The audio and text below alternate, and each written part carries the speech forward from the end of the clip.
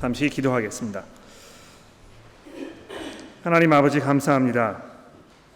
저희가 오늘 예수님의 말씀 가운데 특히 이 분노의 문제에 관해서 돌아보며 생각하기를 원합니다.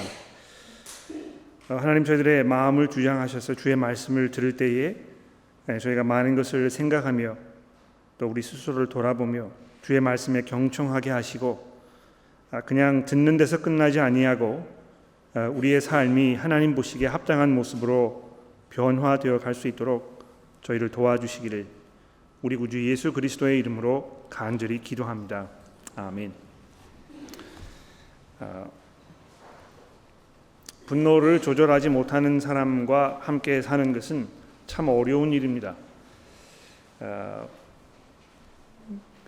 분노를 조절하지 못하는 남편과 같이 사는 일도 참 힘들고 또 분노를 조절하지 못하는 아버지와 사는 것도 참 힘들고 또 교회 안에서도 분노를 조절하지 못하는 형제 자매와 함께 사는 것도 매우 고통스럽고 어려운 그런 일입니다.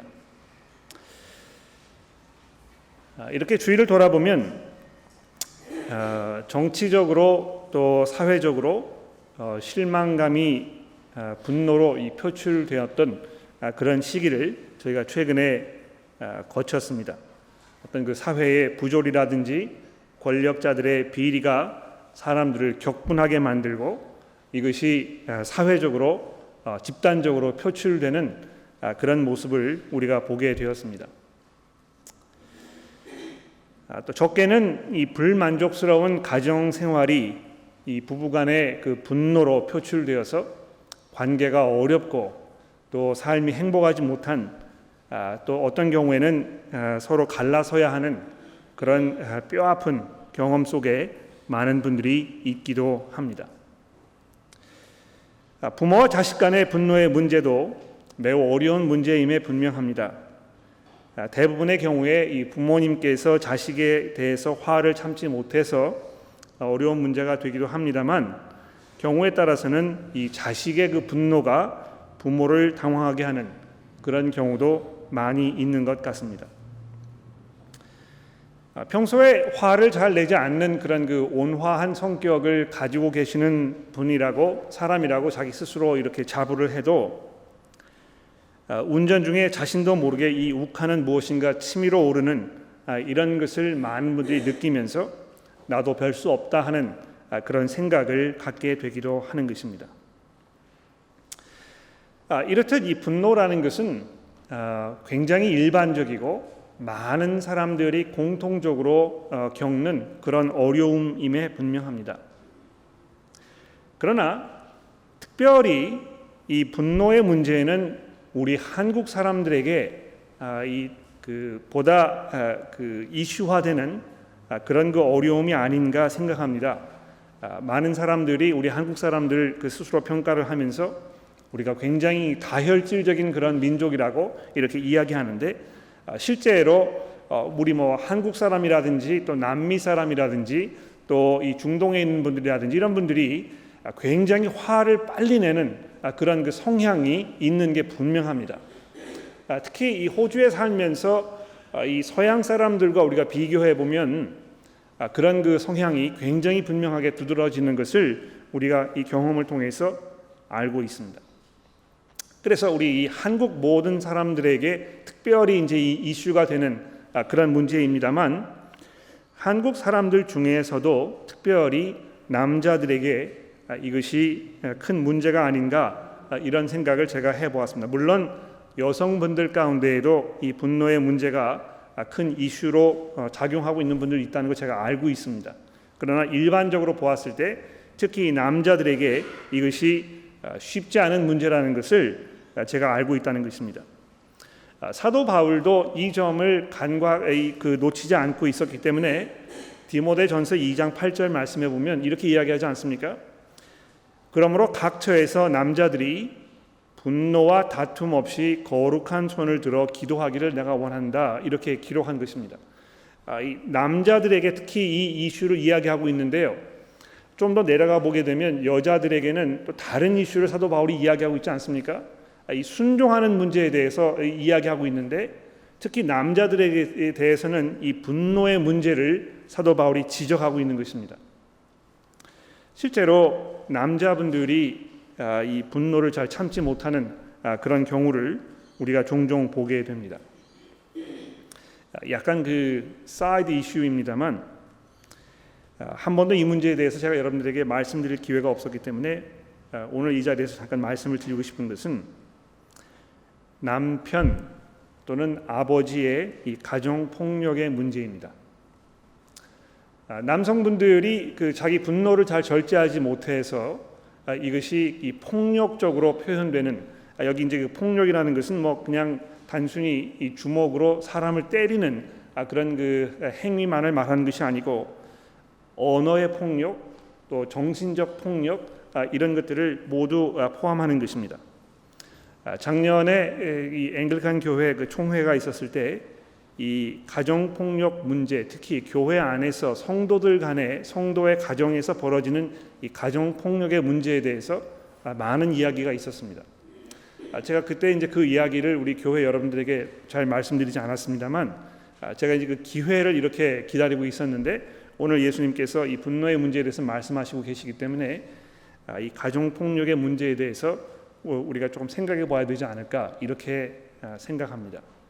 가정 폭력의 문제는 참 그 수치스럽고 함부로 꺼내기 어렵고 모든 사람들이 다 쉬쉬하고 덮고 아무 일도 없는 것처럼 이렇게 지내는 것이 일반적인 그런 모습입니다. 이건 뭐 한국 사람들의 문제뿐만이 아니고 서양 사람들도 마찬가지인데요. 특히 우리 한국 가정에서 이 가정 폭력의 문제가 굉장히 심각한 문제라고 저는 알고 있습니다. 이것이 많은 사람들의 경험이고 또 뭐 가정에서 자기 그런 그 자라났던 시대를 돌아보거나 또 지금 현재 벌어지고 있는 이런 것을 돌아보았을 때 이것이 많은 사람들에게 굉장히 어려운 문제라는 것을 우리가 직시할 수밖에 없습니다.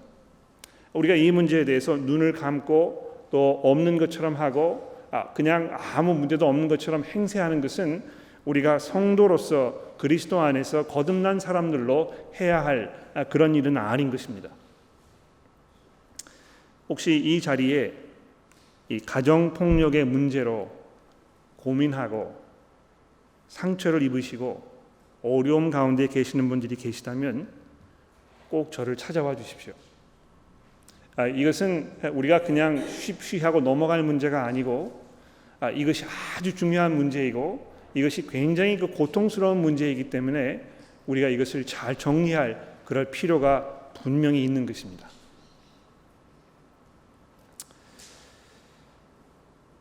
자, 그런데 예수님께서 이 사도 그 제자들을 불러 모아 놓으시고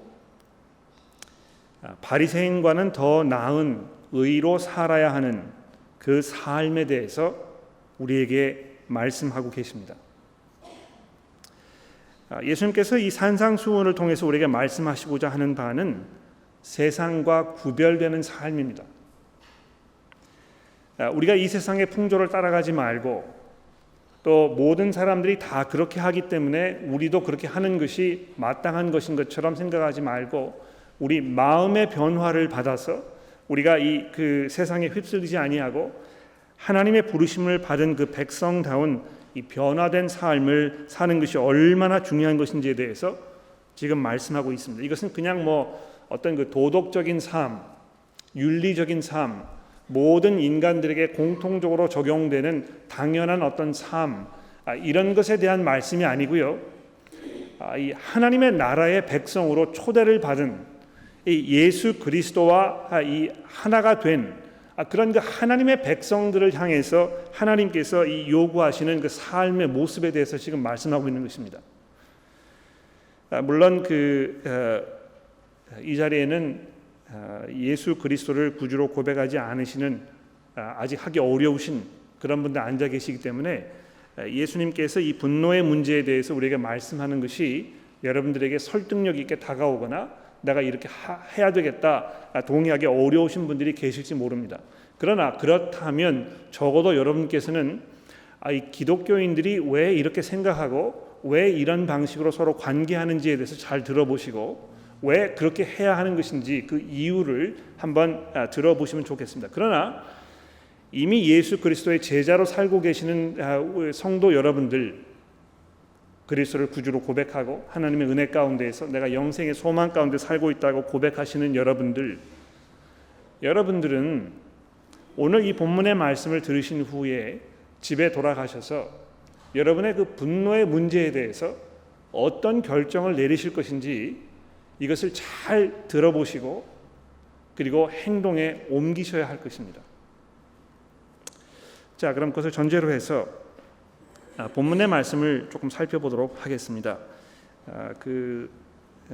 오늘 이제 38절의 말씀을 제가 읽어달라고 부탁을 드렸는데 우선 그 21절의 말씀 이 부분을 조금 집중해서 보려고 합니다. 21절 말씀을 봐주시겠습니까? 옛사람에게 말한 바 살인하지 말라. 누구든지 살인하면 심판을 받으리라 하였다는 것을 너희가 들었으나 나는 너희에게 이르노니 형제에게 노하는 자마다 심판을 받게 되고 형제에 대하여 라가라 하는 자는 공회에 잡혀가게 되고 미련한 놈이라 하는 자는 지옥불에 들어가게 되리라. 자, 우선 21절 말씀에 보십시오. 옛 사람에게 말한 바 이렇게 시작이 되고 있는데요. 이건 이제 그 구약 성경에서 하나님께서 율법을 통해서 이스라엘 백성들에게 말씀하신 것을 지금 예수님 인용하고 계신 것입니다. 예전에 구약 시대에 너희가 선지자들을 통해서 살인하지 말라, 살인하면 누구든지 심판을 받게 되리라 하는 것을 너희가 이미 잘 알고 있을 것이다. 이것이 뭐 신명기라든지 출애굽기서라든지 이런 거를 회당에서 읽을 때마다 아마 이스라엘 백성들이 이거를 들었을 것입니다.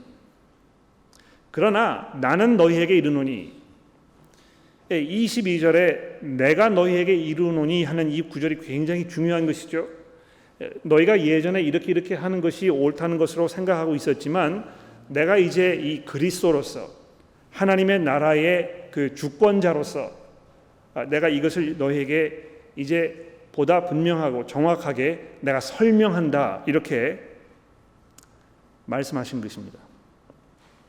그런데 예수님께서 이 하시는 그 말씀이 얼마나 충격적인지 들어보십시오. 형제에게 노하는 자마다 심판을 받게 된다는 것입니다. 여러분, 이것은 어떻게 달리 미화할 수 있는 그 방법이 없습니다. 아주 간단하고 아주 간결하지만 이것이 굉장히 파워풀한 그런 말씀입니다. 누구든지 형제에게 노하는 자마다 심판을 받을 것이다. 예수님께서 이것을 얼마나 심각하게 받아들이고 계시는지 그 보충 설명, 부연 설명을 들어보십시오. 형제에 대하여 라가라 하는 자는 공회에 잡혀가게 되고 미련한 놈이라 하는 자는 지옥불에 들어가게 될 것이다. 여러분, 여기 오해하지 마십시오. 여기 이제 형제에게 노하는 자, 그 다음에 형제에게 라가라 하는 자, 그 다음에 형제에게 미련한 놈이라고 하는 자, 이렇게 이제 하니까 이게 이제 뭐 점점점 그 강도가 높아지는 것이 아닌가 이렇게 이제 추측하실 분들이 계실지 모르겠어요. 특히 이제 그렇게 생각하시는 이유는 심판을 받으리라, 또 그 다음에 공회에 잡혀갈 것이다, 그리고 궁극적으로 이 지옥불에 들어가게 될 것이다 이렇게 이야기하시니까 이게 뭐 어떤 경우에는 그 형제에게 노하고 어떤 경우에는 형제를 나가라 하고 어떤 경우에는 형제를 미련한 자라 이렇게 다 구분해서 생각하시는 그런 성향이 있는지 모르겠는데요. 그런 것이 아니고 그냥 그 일반적으로 내 주변에 있는 사람들에 대해서 내가 분한 마음을 품고 있고 그것이 어떤 방법으로든지 표출되고 이런 그 상황을 말하는 것입니다.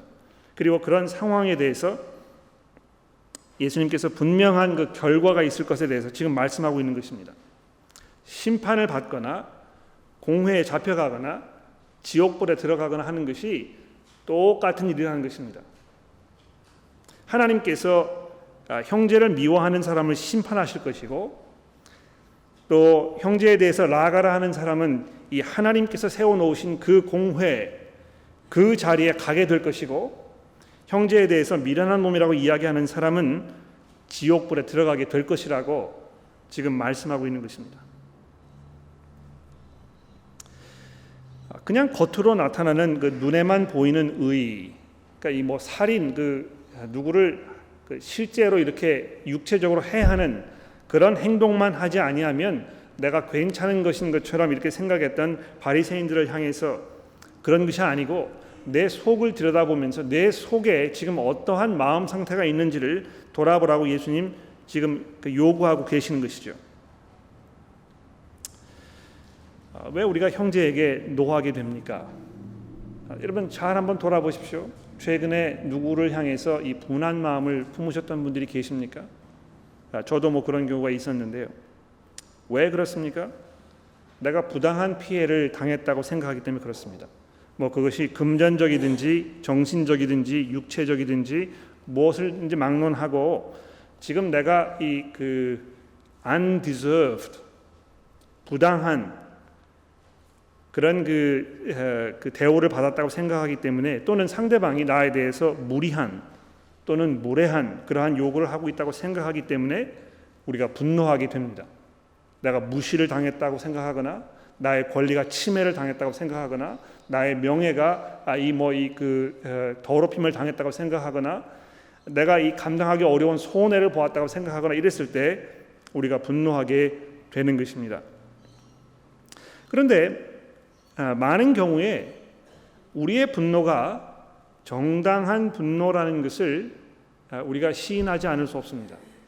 분노라고 해서 그것이 무조건 나쁜 것이라고 예수님 말씀하지 않는다는 것입니다. 예수님께서도 이 마태복음에 보시게 되면 21장에 있는 말씀 보십시오. 어떻게 하셨습니까? 예수님께서 그 예루살렘에 올라가셔가지고요. 그 성전에 들어가셔서 거기에서 장사하는 사람들을 바라보시면서 그들 향해서 분노하지 않으셨습니까? 상을 다 뒤집어 엎으시고 채찍을 만드셔가지고 사람들을 때리시는 이런 모습 우리가 보았다는 것이죠. 또 예수님께서 이 마가복음 3장에 보시게 되면 그 회당에서 바리새인들의 그 강팍한 마음, 하나님의 말씀을 듣지 않으려고 하고 오히려 자기의 것들을 주장하는 그런 그 사람들의 강박한 마음을 보시면서 예수님께서 그들을 향해서 분노하셨다고 이렇게 말씀하고 있습니다. 얼마나 예수님께서 그들을 미워하셨는지 모릅니다. 그래서 이 분노라는 것이 무조건 나쁜 것이라고 성경이 이야기하지 않는다는 것을 우리가 기억할 필요가 있습니다.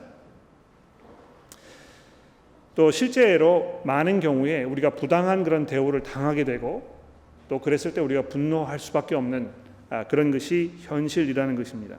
또 우리가 이 사회에서 일어나는 그런 부조리를 보았을 때 정말 분개하게 되고 치를 떨게 되는 그런 것이 아주 자연적이고 정상적인 이런 사실이라는 것을 우리가 인정할 수 없는 것이죠. 할 수밖에 없는 것이죠. 그런데 여러분 보십시오. 내가 다른 그 주변에 일어나는 이런 모든 것들을 보면서 내가 이제 그 부당한 대우를 당했다고 생각을 하지만 내가 부당한 대우를 당했다고 생각을 하면 나는 옳은 자리에 있다는 그 가정하에 있는 것입니다. 그렇지 않습니까? 실수는 다른 사람에게 있는 것이고 나는 실수가 없기 때문에 내가 당한 것이 부당한 그 대우라고 생각하게 된다는 것입니다. 그런데 우리가 알아야 할 것은 무엇입니까? 양심에 꺼릴 것이 없다고 해서 내가 무고한 사람이라고 단정할 수는 없습니다. 나는 잘못한 게 없어. 내가 아무리 생각해 보아도 내 양심에 꺼리낄 만한 일을 한 것이 생각나지 않아. 그래서 저 사람이 지금 나에서 대해서 하는 태도가 굉장히 부당한 것이라고 이렇게 분개하게 되는데요. 양심이 깨끗하다고 해서 그것이 우리로 하여금 하나님 앞에 깨끗한 사람으로 만들지 않는다는 것입니다. 여러분 고린도전서 4장 4절에 보면 사도 바울이 자기 자신에 대해서 이렇게 이야기합니다.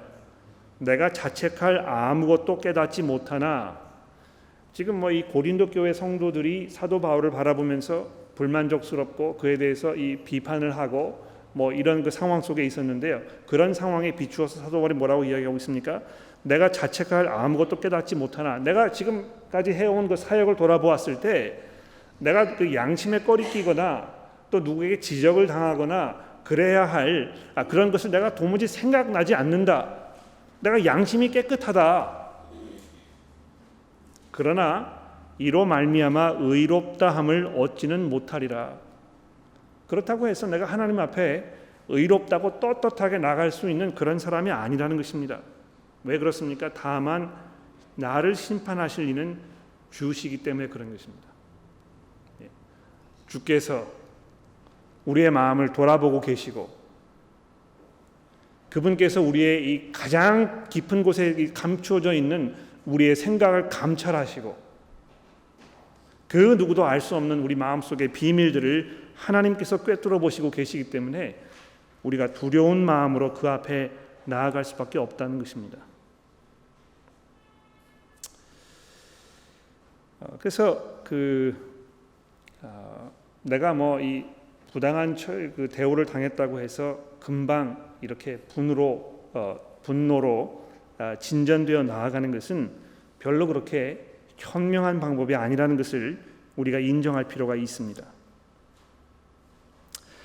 어떤 분들은 부당한 대우를 받은 경우가 아니더라도 분노 조절 장애가 있는 분들도 분명히 있는 것 같습니다.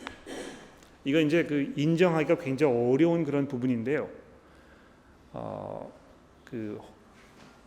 아마 여러분들이 스스로 그것을 깨닫지 못하고 감지하지 못하시더라도 주변에 있는 사람들에게 저분은 분명히 어떤 분노 조절 장애가 있는 분이라고 이렇게 인식될 수 있다는 것을 여러분 기억하십시오.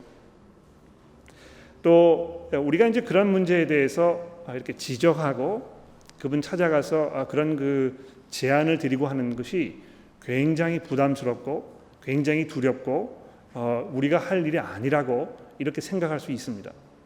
그러나 이 분노하는 것, 다른 사람에게 분을 막 이렇게 쏟아붓는 것이 예수님의 마음 가운데 이렇게 심각한 문제라고 인식이 되고 있다면 이 분노의 문제를 잘 다스릴 수 있도록 그런 어려움을 갖고 있는 사람들을 찾아가서 도움을 드리는 그런 제안을 하는 것이 얼마나 중요한 것인지 우리가 생각해 보아야 할 것입니다.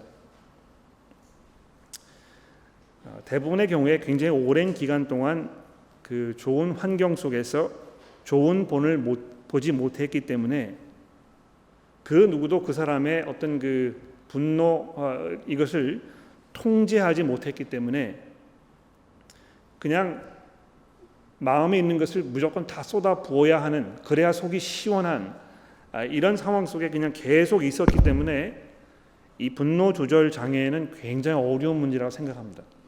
이건 뭐 제가 그런 면에서 전문가가 아니기 때문에요. 뭐 어떻게 구체적으로 제안을 드리기 어렵습니다만 여러분들이 분노하는 횟수가 굉장히 자주 있고 또 정도가 굉장히 심하고 여러분의 분노로 인해서 주변에 있는 다른 사람들에게 큰 피해가 가는 것이 반복적으로 확인되고 있다면 여러분 그냥 넘어가시면 안 되는 것입니다. 또 그런 분과 함께 살고 있는 가족분들도 그냥 넘어가시면 안 되는 것입니다. 왜 그렇습니까?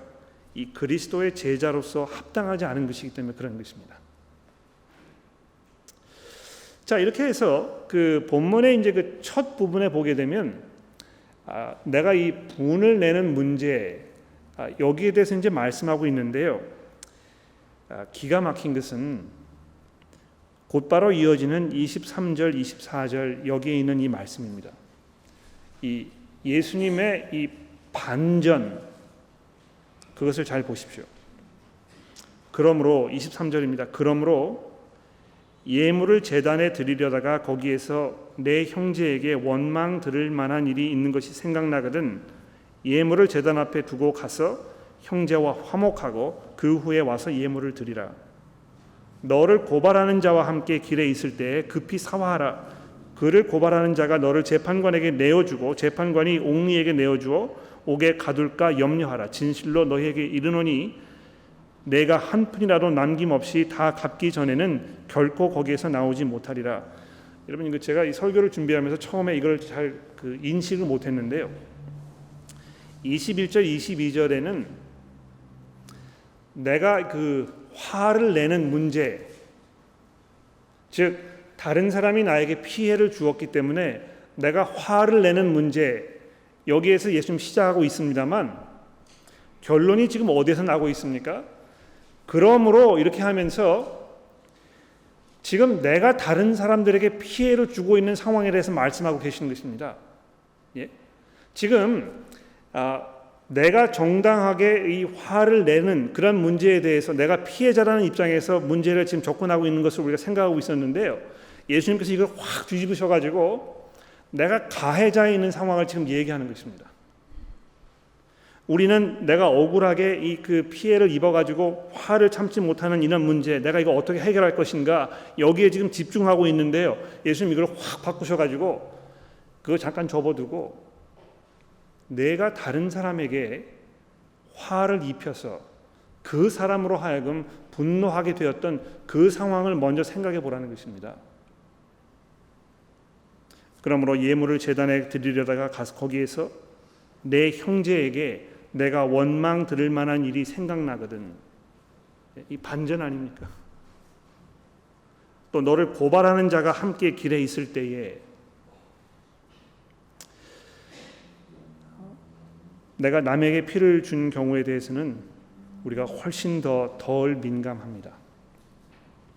내가 화를 냈을 때는 내가 화를 낼 만한 이유가 있다고 굉장히 쉽게 정당화를 시킵니다만 다른 사람이 지금 나에 대해서 분개하고 있을 때는 우리가 그렇게 우리 스스로를 돌아보면서 우리의 잘못을 회개하지 않는 것입니다. 그러나 예수님께서 여기 그 바리새인보다 더 나은 의에 대해서 말씀하셨을 때 그냥 그 내가 지금 고민하고 있는 이 나의 그 분노의 문제뿐만이 아니고 내가 다른 사람들을 분노하게 하는 그 상황까지 생각해야 하는 그런 의의를 지금 말씀하고 계시는 것입니다. 내가 그냥 뭐 살면서 화 안 내면 되지 이렇게 지나가는 것이 아니고요. 내가 다른 사람에게 지금 피해를 주고 있는 것은 아닌지, 다른 사람이 나로 하여금 실족하는 것은 아닌지 이것을 돌아보게 예수님 요구하고 계시는 것입니다. 자, 그래서 이제 그 주보 3번에 몇 가지 제가 정리를 하고 설교를 마치려고 하는데요. 이 분노의 문제를 우리가 생각할 때 예수님께서 말씀하신 그 말씀의 기본적인 전제 조건은 하나님에 대한 새로운 이해입니다. 여러분 그 성경에 보면 하나님을 어떤 분으로 설명하고 있습니까? 출애굽기서 34장 6절의 말씀 보시게 되면 자비롭고 은혜로우며 노하기를 더디하고 인자와 진실이 많은 하나님이라고 이렇게 소개되어 있는데 이 은혜롭고 노하기를 더디하며 인자와 진실이 많은 이 하나님이라는 이 표현이 구약 성경에 얼마나 자주 반복적으로 사용되고 있는지 돌아보십시오. 우리 하나님께서는요 노하기를 더디하시고 자비로우시며 은혜가 풍성하신 하나님이라고 말씀합니다. 그분은 죄인을 벌하지 아니하시고 죄인을 용서하시고 그 죄값을 대신 치루어 주기를 원하시는 그 희생을 스스로 감당하기 원하시는 그런 하나님이시라는 것입니다. 우리가 그 하나님을 우리의 아버지로 고백했을 때, 그래서 우리가 하나님의 그 성품에 참여하는 자가 되겠다고 우리가 고백했을 때 그것은 구체적으로 우리의 삶 속에서 무엇을 말하는 것입니까? 우리도 역시 하나님처럼 은혜롭고 자비로우며 양선을 베푸는 노하기를 더디하는 그런 사람으로 살아야 하겠다는 것을 말하는 것입니다. 그러므로 그리스도인이면서 다혈질로 사는 것은 이치에 맞지 않습니다. 그런 상태로 그냥 어떤 사람을 방치해 두는 것은 옳지 않은 것입니다. 교회 안에서 조그만 뭐 사소한 일로도 벌컥 화를 내고 이런 상황에 있는 형제 자매를 보면서 우리가 그냥 뭐 모른 채 하고 그 사람 성격 탓이지 이렇게 하면서 지나가고 하는 것은 이 그리스도인들의 이 모습 가운데 올바른 일이 아니라는 것입니다. 왜 그렇습니까? 우리 하나님이 그런 분이 아니기 때문에 그렇습니다. 두 번째로 로마서 12장의 말씀을 보십시오. 한번 찾아보겠습니다. 로마서 12장 17절의 말씀인데요. 함께 찾아볼까요? 로마서 12장 17절입니다. 사도 바울이 로마 교회에 있는 성도들에게 이렇게 이야기하지 않습니까? 로마서 12장 17절입니다. 아무에게도 악을 악으로 갚지 말고 모든 사람 앞에서 선한 일을 도모하라. 할 수 있거든 너희로서는 모든 사람과 더불어 화목하라. 내 사랑하는 자들아, 너희가 친히 원수를 갚지 말고 하나님의 진노하심에 맡기라. 기록되었으되 원수 갚는 것이 내게 있으니 내가 갚으리라고 주께서 말씀하시니라. 내 원수가 줄이거든 먹이고 목마르거든 마시게 하라. 그리함으로 내가 숯불을 그 머리에 쌓아 놓으리라. 악에게 지지 말고 선으로 악을 이기라. 이 하나님의 이해에 대해서 지금 말씀하고 있는 것입니다. 어떤 이해입니까? 원수를 갚는 것이 하나님께 있다는 것입니다. 우리가 그 화를 내게 되는 경우가 무엇입니까? 이걸 되갚아 줘야 되겠다고 생각하기 때문에 그런 것이죠. 그리고 그것은 내가 할 몫이라고 주장하기 때문에 그런 것입니다.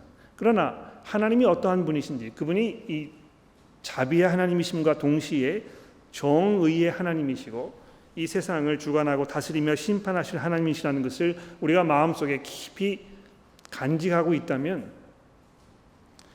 우리는 좀 더 너그러운 마음을 가질 수 있을 것입니다. 좀 더 마음이 편해질 수 있을 것입니다. 왜 그렇습니까? 궁극적으로 하나님께서 이 문제를 해결해 주실 것이기 때문에 그런 것입니다. 여러분 그것을 믿으십니까?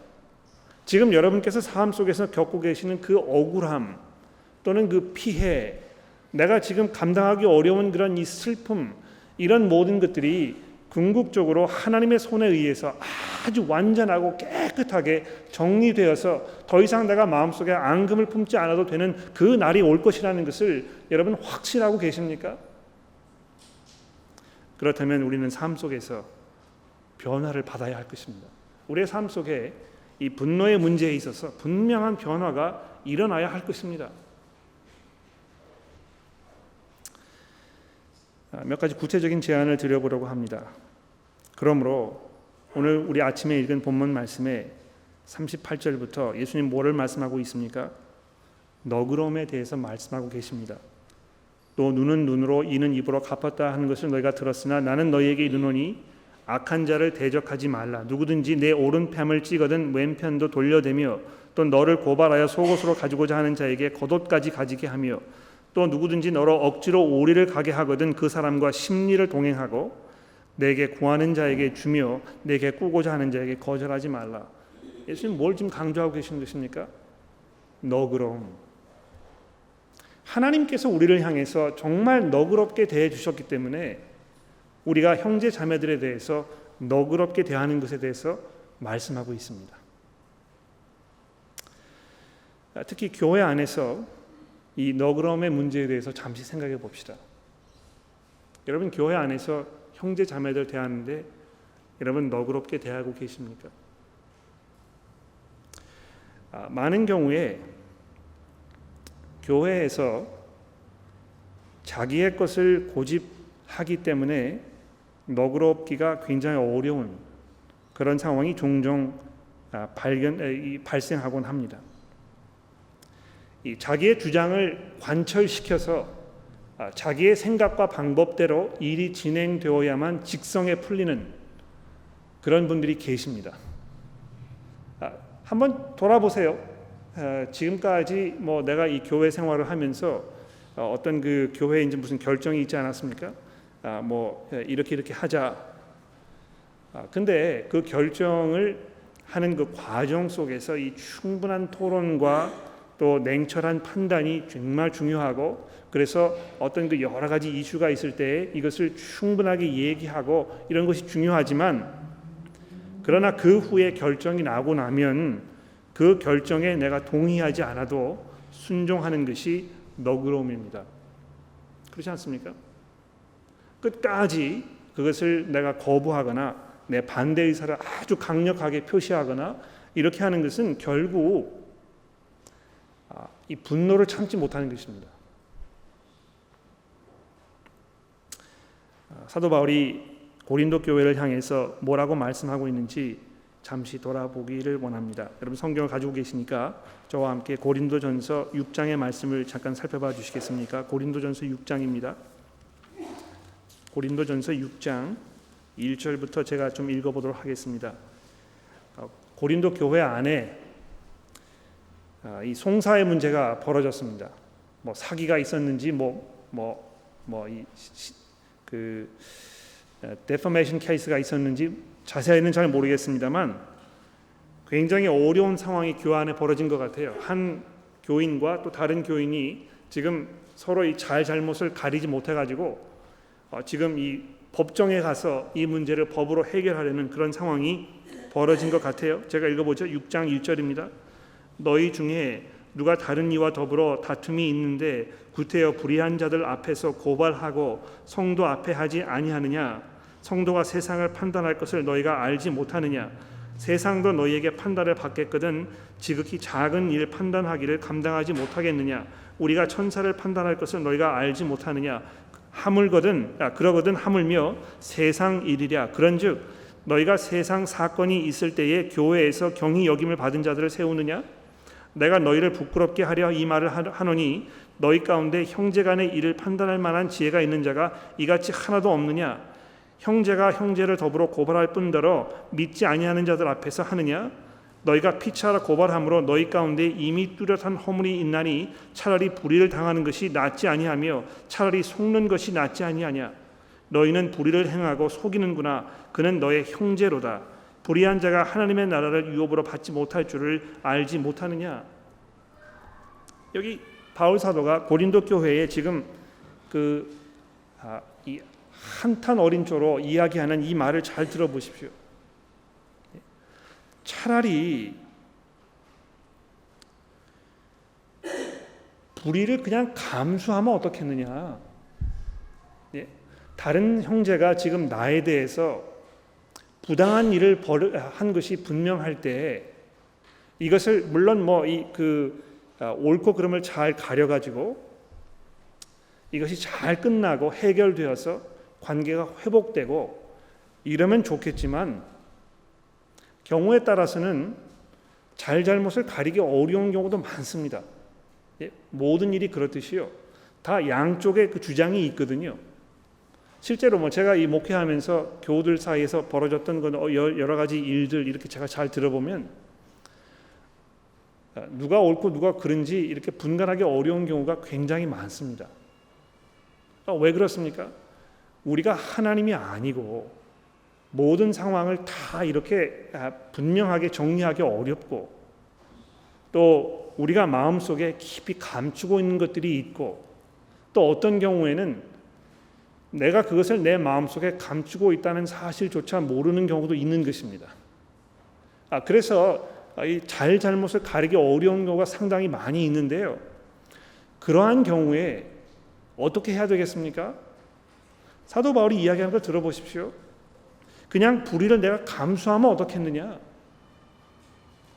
하나님께서 너희를 용서하신 것처럼 그냥 너희가 그것을 지나가고 마지막 날 하나님의 심판대 앞에 갔을 때에 이것이 만천하에 다 드러나고 하나님께서 이것을 해결해 주실 것이라는 그 분명한 믿음 가운데 너희가 사는 것은 어떻겠느냐?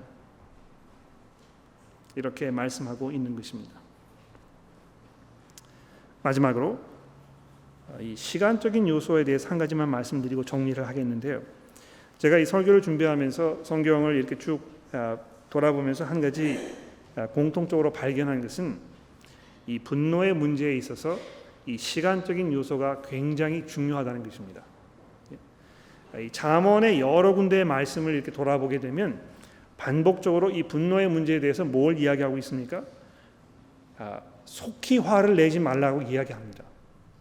이 분노를 조절하는 데 있어서 성경이 우리에게 제시해주고 있는 가장 중요한 어떤 그 해결책 중에 하나는 화내는 것을 빨리 이렇게 실행에 옮기지 않는 것입니다. 여러분 야고보서에 보게 되면 야고보 사도가 이렇게 말씀합니다. 1장 19절인데요. 야고보서 1장 19절 찾지 않으셔도 되겠습니다. 제가 그냥 읽어드릴게요.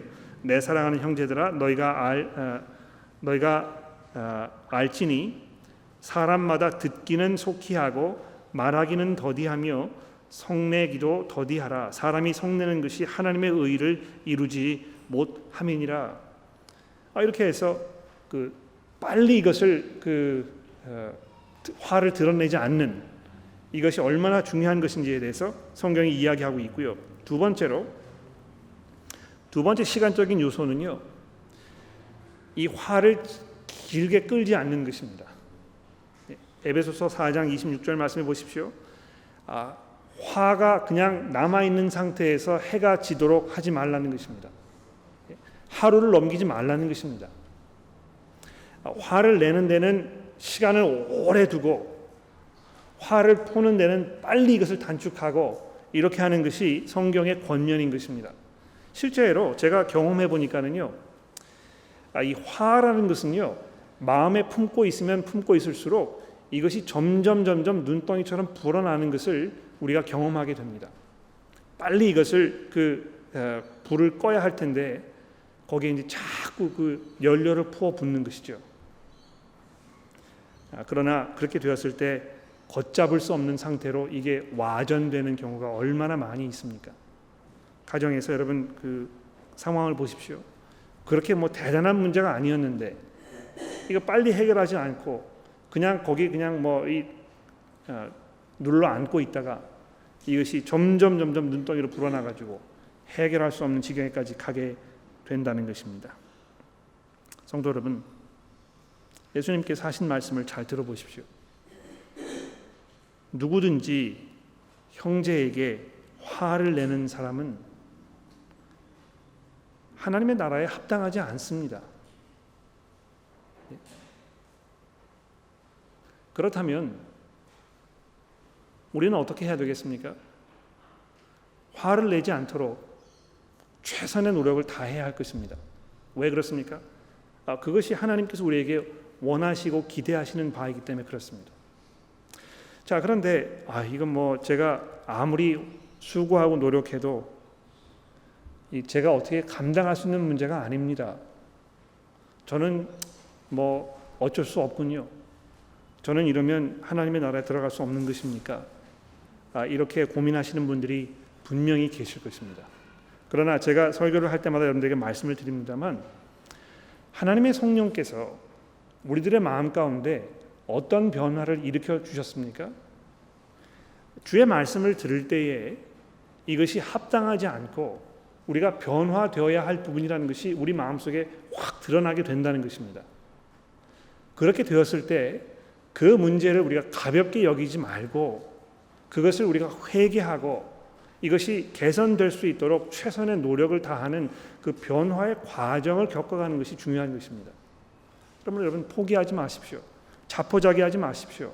하나님께서 우리에게 요구하시는 것은 하나님의 그 백성다운 삶을 사는 것을 요구하는 것인데, 우리가 그런 삶을 살아야 되겠다고 하나님께 간구하고 하나님의 도우심을 의지하고, 그렇게 되지 않았을 때 우리가 애통해하고, 그래서 우리가 서로 격려하고 이런 구체적인 변화가 일어날 수 있도록 우리가 서로 도와주는 그런 모습이 우리 성도들에게 마땅한 삶의 모습이라는 것입니다. 아마 그 설교 내용을 들으시고 질문이나 이런 것이 이제 많이 있으실 것 같은데요. 다음 주 말고 다음 주에 우리 이것이 알고 싶다 시간이 있으니까 그때 이거 잘 정리를 하셔서 저에게 그 질문을 좀 던져주시면 그때 우리가 구체적으로 다루어 보도록 그렇게 하겠습니다. 기도하겠습니다.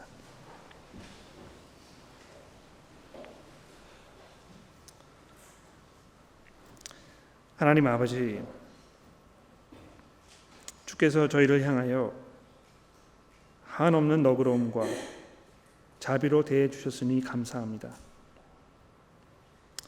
하나님의 사랑이 얼마나 감사하고 얼마나 놀라운 것인지 우리가 이것을 돌아볼 때마다 경탄하게 되고 하나님의 은혜를 찬송하지 않을 수 없습니다.